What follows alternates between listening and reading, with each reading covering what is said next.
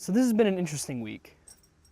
This Monday morning, I woke up just like normal, and a couple hours later, I was greeted to one of those wonderful automated messages you get from your bank that says, "This is the Texas Tech Federal Credit Union Fraud Department, and we've detected possible fraudulent activity on your debit card." And this has happened to me a couple of times, and usually it's because I bought something online or maybe went out and bought something more expensive than is my normal pattern. But this time was a little bit different. It talked about a couple of failed ATM transfers that were suspectedly going on, and lo and behold, I go and I check my bank account, and my account was completely drained. A thief skimmed my card somewhere and stole about $700 from me. Drained my checking account, all of it. And it was weird.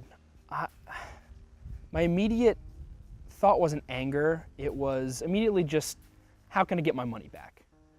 I don't care about this guy. I'll probably never meet him. I'll probably never see him. He'll probably never face any consequences. I'm fairly certain about that.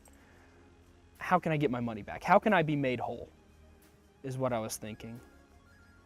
I started the process with the paperwork in my bank, and my bank assures me that things will be okay. That they're gonna get my money back, and I even filed a police report, and maybe this person will face justice someday. And yesterday, as I was in a men's group I attend here in town, I was thinking about what forgiving this person would look like. Forgiving and praying for the man that stole from me. Forgiving and praying for the person who pretended to be me so that they could steal my money. And I thought about that moment from one of my favorite movies, Les Miserables,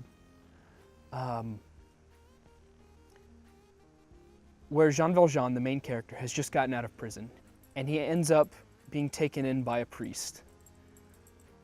And in the middle of the night, he steals the candlesticks from the priest. And the cops catch up to him, and not too late for that, and they drag him back to face the man that he just stole from. This priest is a humble man. He has very few things, although I believe he's a bishop and is entitled to live in a wonderful home. He's chosen to humble himself to relate more to the people that he serves. And he steals the one thing that's valuable to this man, his silver candlesticks. And when he comes back, the cops say, here are your candlesticks that this obvious thief stole from you. And he says, "Oh, you forgot the silverware too." And don't forget.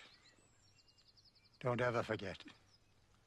You've promised to become a new man. Promise? Why are you doing this? Jean Valjean, my brother, you no longer belong to evil. With this silver, I bought your soul. I've ransomed you from fear and hatred. And now I give you back to God. That's the grace that God expects us to show people. How painful that might look. That's the grace that was shown to us. That huge, huge debt that we owe God for our sins, that is not only erased by the blood of Christ, but so much more is given back to us, which is the blessing that Christ deserves, and the victory that he won, he in essence gives to us. We get our debt repaid and then some. And that's what I've been thinking about when I think about forgiving the man who stole from me. He stole $700 from me. Would I be willing to write him another check for $300? Now, I don't know if that'll ever happen. And I can't say with any honesty that I would be able to do that. But that's what God does for us. And that's what God has been teaching me through this whole experience. I want to thank you and give you an update on how things have been going. I'm currently sitting at about 61% of my total support. That's monthly support.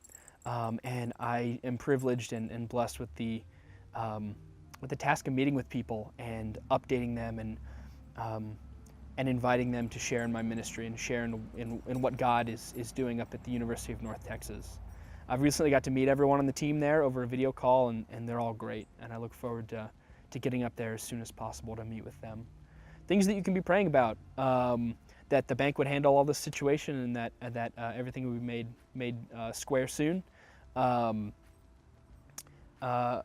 some car problems, that I would be in a situation where I could get that fixed. The money missing is a deterrent to that right now. So please pray that God would make a way for that to be, make a way that would work.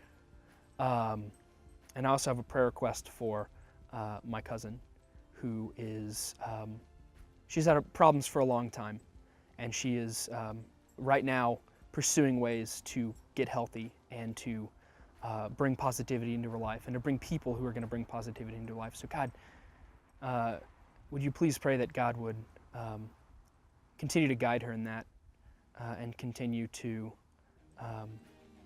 introduce people and forces into her life, including us, her family, that would continue to put her on the path towards wellness and towards eventual wholeness. I thank all of you very, very deeply. Without you, I would not be able to be doing this, even this phase right now. You are the driving force behind my ministry, and I could not do this without your prayers and without your contributions. So God bless you and keep you. Pray that his face would shine upon you and be gracious unto you. May the Lord lift up his countenance upon you and smile upon you and give you only the peace that he can give.